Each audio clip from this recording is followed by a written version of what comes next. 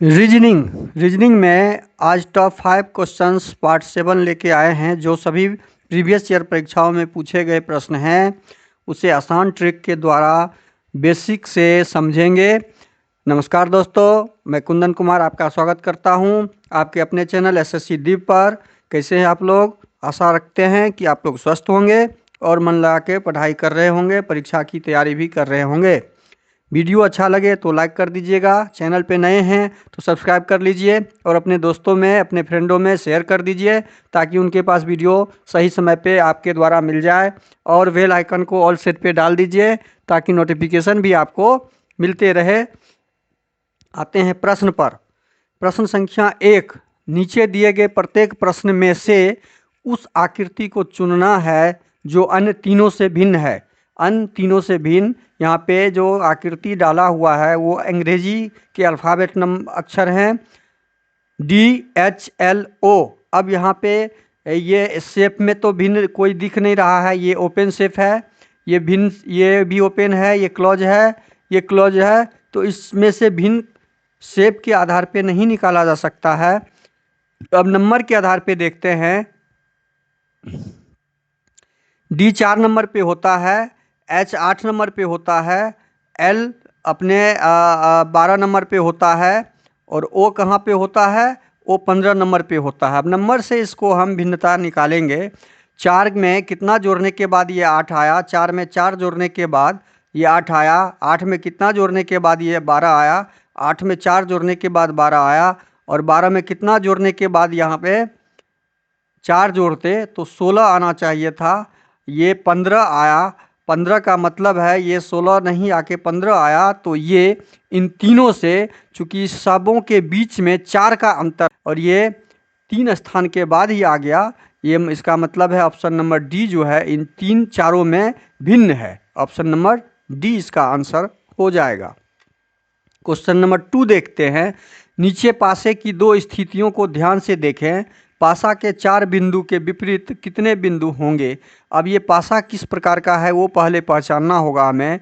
ये पासा कौन सा? अब देखिए यहाँ पे 3 2 5 डॉट है, ये 2 है, इसका मतलब 7। ये सरफेस को जोड़ने से, सामने वाले फलक को जोड़ने पर 7 मिल जा रहा है हमें पहले पासे में ही, इसीलिए ये कौन सा पासा हो जाएगा? ये सामान्य पासा हो जाएगा। ये कौन सा पासा हो जाएगा?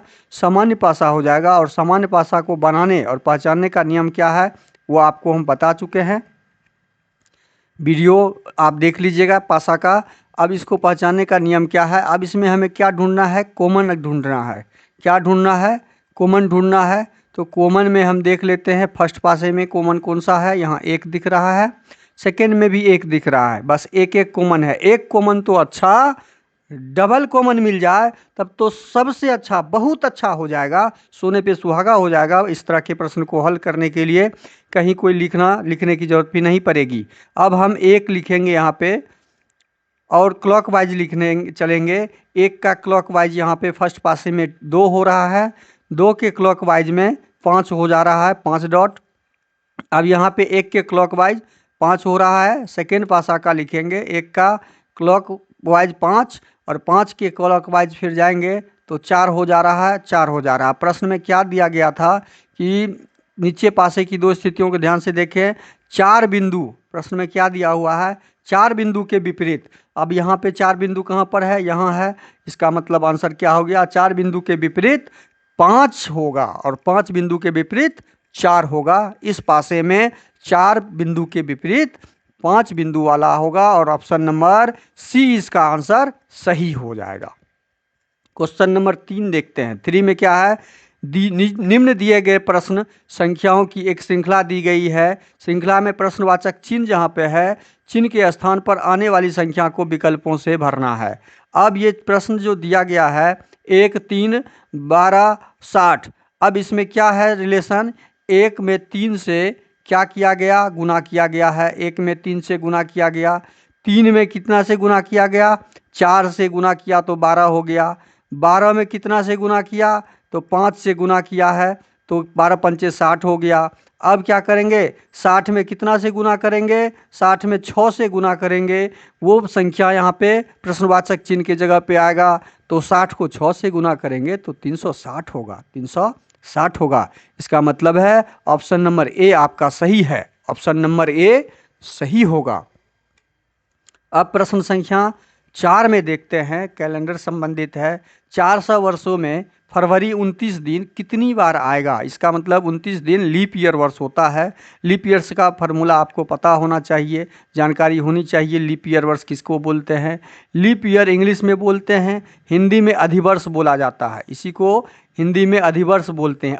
अधिवर्ष मीन्स एक दिन अधिक होता है, साल में एक दिन अधिक जिस साल में हो जाएगा, 365 से एक 366 जिस साल में हो जाएगा वो अधिवर्ष लीप ईयर कहलाता है। अब 29 दिन उसी में फरवरी में 29 दिन होता है। अब ये 400 वर्षों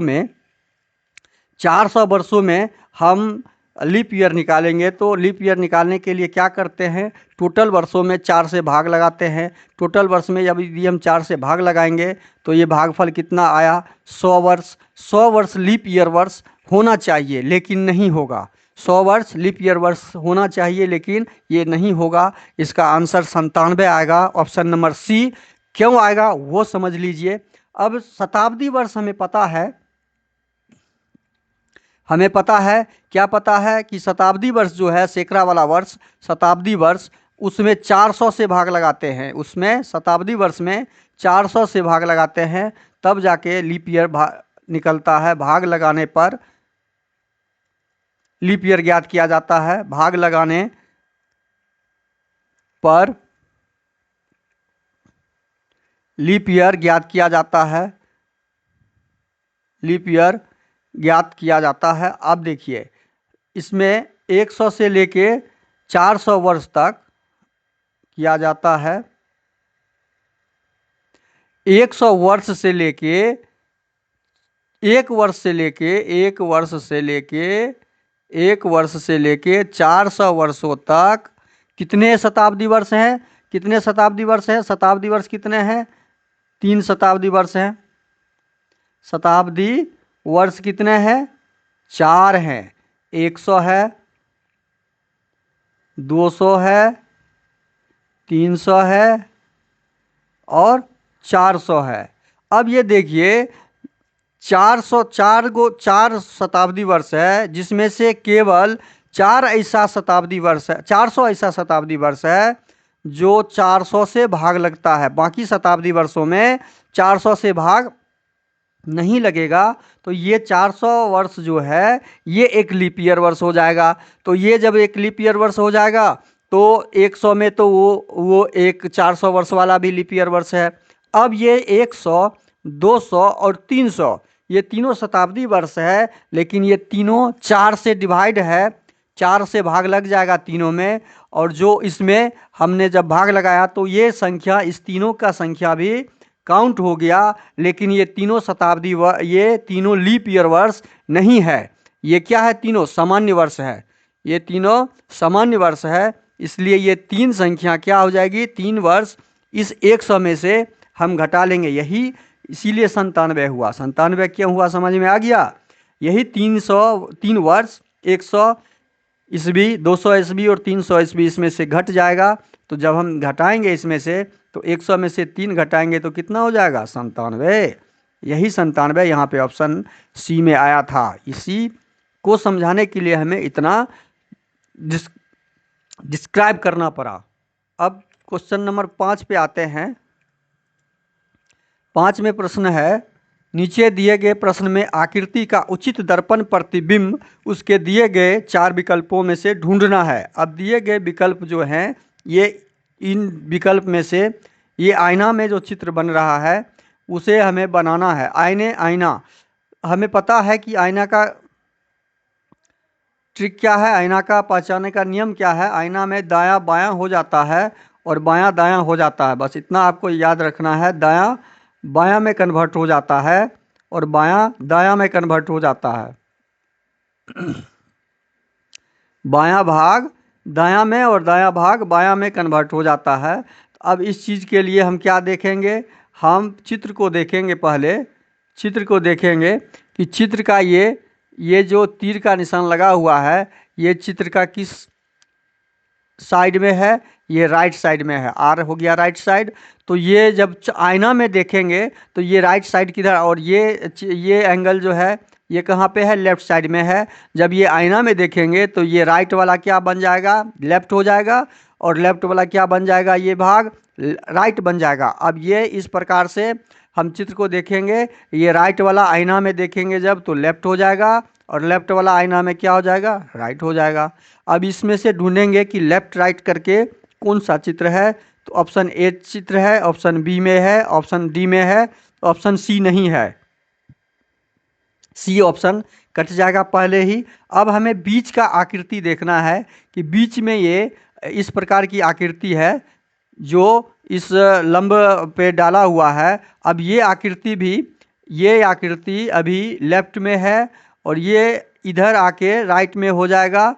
तो ये चित्र के अनुसार क्या हो जाएगा? लेफ्ट वाला राइट हो जाएगा और राइट वाला लेफ्ट हो जाएगा। तो ये जैसे लेफ्ट राइट हो जाएगा तो इसमें बनी आकृति हम ये लेफ्ट का लेफ्ट ही है। इसमें ऑप्शन नंबर ए में देखते हैं।